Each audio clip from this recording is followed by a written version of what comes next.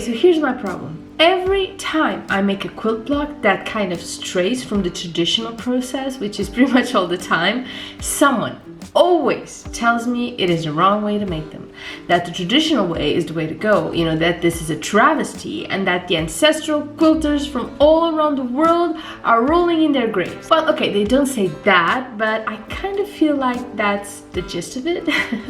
And that got me thinking, are they right? Am I neglecting centuries of creative work done by amazing women and men too, I guess, who created these magical quilt blocks that stood the test of time only for me to find a quicker, lazier way to make them? Or is it just evolution taking place? Now, the only way I can think of answering this question is by making two versions of a somewhat traditional quilt block, and for that I have chosen the Tumbling quilt block. I know this is not like the most traditional quilt block out there, but it seems to be the one you guys love the most, so that's the one I'm making. So is traditional better, or is faster and easier the way to go? You know, when I put it like that, I feel like I've kind of just answered my own question. You know, but who knows? There is a lot to be said about enjoying the journey, right? So maybe the traditional way is much more fun than the quick, lazy way. I guess we'll find out. But before that, just a quick word of thanks to all of you who've made all of this possible. That I get to do this for a living is a blessing, and I have you to thank for. You that watch my videos, of course, that support me on Patreon, that buy stuff off Amazon using my affiliate links, and that purchase my handmade items on the Sandion Etsy shop. So I thank you for this gift. I am forever grateful for each and every one of you. So what is the main difference between the two versions? That would be the Y seam. You know, a traditional tumbling block is made of 3 diamonds essentially, that when sewn together make a 3D cube. Well, you know, it is not 3D, but it looks like 3D, and that's because we use a lighter fabric on the top of the cube, a medium fabric for one side, and a darker fabric for the other side of our cube, because that way it kind of looks like the light is hitting in a certain way, and that's what provides the 3D effect. So we will need 3 small strips of fabric. You know, we're only making 1 cube, so we don't need a lot of fabric, and I am making my strips 3 inches, okay? So a lighter, a medium, and a darker fabric. Got that? And then we get a ruler, one that has a 60-degree marking, like this one. You see 60-degree over here and 60-degree over here as well. If you have a 60-degree triangle ruler, you can use that one too, but we're making do with this one. So first we are going to cut a 60-degree corner. So we line our 60-degree line with the basis of this fabric, you see right here, and we cut one end of it. Now we count 3 inches from that, and then we cut again. So 3 inches, 60 degrees. So 1, 2, 3. We have our 60-degree marking, and we are ready to chop. And there we go. This is our diamond. Now we just have to repeat this step for the other 2 fabrics, and we will be ready to assemble our cube. So here we have all our 3 diamonds. This is the top, this is the darker, this is the darker corner, the darker side, and this is the lighter, well, the medium size. So light, medium, dark. Okay, you can see a cube already, right? And the Y seam is this seam over here that forms a Y shape that we need to join all the 3 pieces. Okay, so can you see it? This one right here. And this can actually seem a little tricky for beginner quilters, but it's actually much easier than it looks. So all you need to do to get a perfect Y seam is to mark your 1/4 inch seam on your top fabric. And if you do that, you will know exactly where you need to stop sewing in one corner and start sewing at the other, and your corners will be nice and crisp. Let me show you. But before we do that, let's just go ahead and sew our 2 sides together. So there's nothing particular about that. We just join them, right sides together, and we sew. Now let's press these to know exactly where our seam is. So now all we need to do is attach our top. So what we need to do is get our nice ruler and mark 1/4 inch on each one of the corners. So why are we making this 1/4 inch? Because we are using a 1/4 inch foot.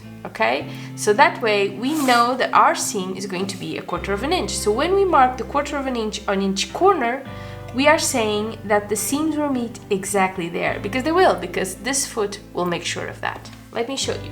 And you can use a pencil or anything because we are sewing on the wrong side, you know, on the back side of the fabric, so it's perfectly fine. Okay, so 1/4 inch is this line right here, and we need to go ahead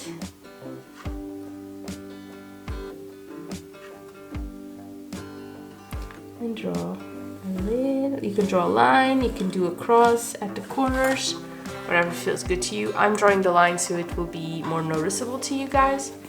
1/4 inch again.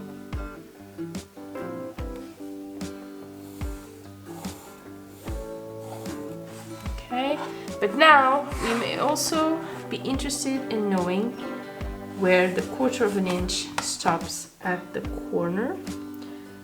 So let's just make a little dot here. Here we're making it here as well. Okay, now that we've marked our top fabric, we just go ahead and sew it onto our sides.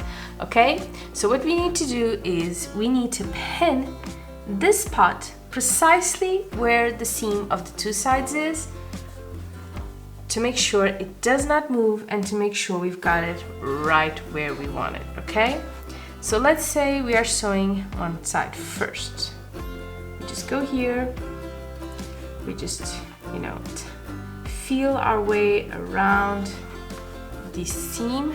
I do it, you know, I feel it. You can just, if you want to be a bit more scientific about it, you can, of course, but I think this is the best way to go. I think this is our middle, so I'm going to pin it, and then I'm going to pin our sides as well.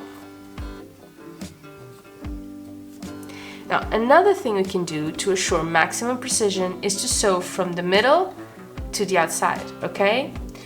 And let me show you how that works. Okay guys, here is our first line, and as you can see, I went over it a little bit.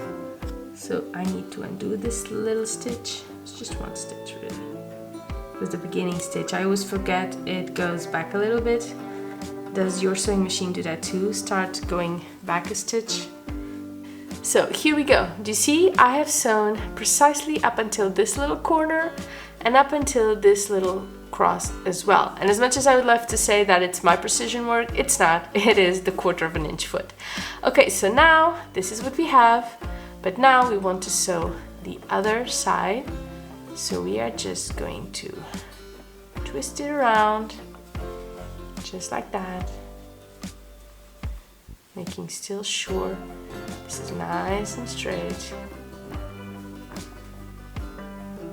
And then we are going to pin this and sew from the middle to the outside, just like we did the first time, okay? Be right back. Okay guys, so now that our pieces are nicely sewn together, we pressed the seams, we made sure it was all nice and straight, and that's that. And this is pretty much it. Look how cute this is. Oh, let me just trim these little corners off. Okay. Look at that. How cute and perfect is that? And not as hard as you thought it would be, right? And kind of fun too. I am happy with that. Let me show you like this. Cute, right? Totally 3D. Now, if you wanted to make a pillow or a quilt with these, you could just make as many as you'd like, you know, just using big strips of fabric, cutting your diamonds from them, and just sewing them together. Easy peasy. You can go to the sides, up, down, whatever you want. So yeah, the traditional version went pretty well, and right now I'm pretty happy with this. Okay guys, so now let's talk about the easiest version of the tumbling block. You know, if you've been with me for a while now, you know I have made a version of it, you know, a couple of months ago, and you can check that out here, somewhere here. I'll post a link in the description for you, okay? But today, you know, since I've already made that version, I wanted to try a different version, the triangle version. And this is actually the easiest version just because it doesn't have a Y seam, but we've seen it. Y seams aren't really that complicated, are they? Okay, we will need 3 different fabrics again, and this time we will be cutting 60-degree triangles with a 60-degree ruler, just like we did before, which is what we'll be using. But you may also use, you know, a 60-degree triangle ruler if you have one. I don't, so this is what I'll be using, okay? Now, a detail I think it's important for this method is picking solid or near solid fabrics, you know, or fabrics with a pattern like polka dots that won't look very bad once you join the pieces together. This one is a bit of a risk, but I do think it will look pretty cool, okay? So these are 3.5 or 3.5 inch strips, and we will be cutting 2 triangles for each fabric for 1 cube. So let's cut 2 triangles out of this fabric. So we line up the 60-degree line with the bottom of the fabric, and we just cut one side. But now what we do now is line up this line again and make a nice little triangle. So 60-degree triangle, you can see it is perfectly lined up with our 60-degree line, but we need 2. So now we line with the top of our fabric, 60-degree line, and we just cut another triangle. Now we could have just made diamonds and cut them in half, but I feel like this is much more precise because this is exactly what we're looking for, but you know, this way, I think it looks better, so yeah. Okay, so now it's time to assemble our fun little puzzle like so. So, lighter side,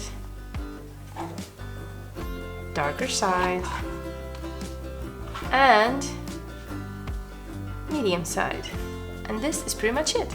Now, as you can see, by doing it this way, there isn't a Y seam inside, okay? All we have are straight lines that we need to sew. So maybe we are just going to separate these, and we will sew 1, 2, 1, 2, and then we'll sew them all together. No Y seams required, okay? Let's sew these pieces together. Be right back.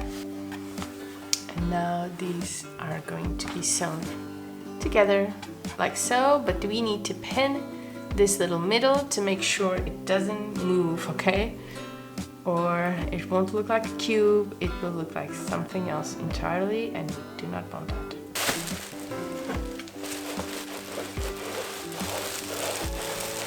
Okay, I have pressed this beautiful cube, and this is pretty much it. Another lovely tumbling quilt block done and looking pretty cool. So now you tell me, which version do you want to try first? Or which version do you usually do for your tumbling quilt blocks? The traditional one? The triangle one? The one I showed you 4 months ago? Let me know all about it in the comments below, because I would love to know your opinion. For me, personally, making the traditional version wasn't as hard or as boring as I'd expect. You know, quite on the contrary, it was a lot of fun, and that actually surprised me.